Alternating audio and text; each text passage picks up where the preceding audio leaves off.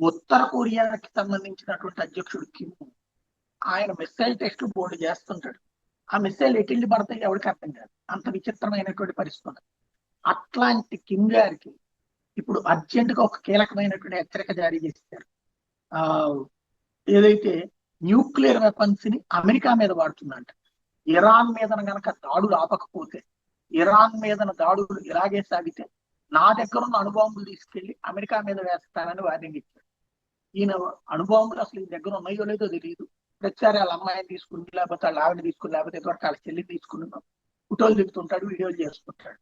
అట్లాగే అనేక సార్లు ఇవి నోటం కూడా జారీ చేయకుండా ప్రయోగాలు చేస్తాడు. ఇంతవరకు ఏది సక్సెస్ అయిన దాఖలా కనిపించదు. కాబట్టి అన్ని సక్సెస్ అనే చెప్తుంటాడు, ఆయుధాలు మాత్రం పడుకోడు. కాబట్టి గుడ్డెద్దు చేను పడ్డట్టు ఉంటది.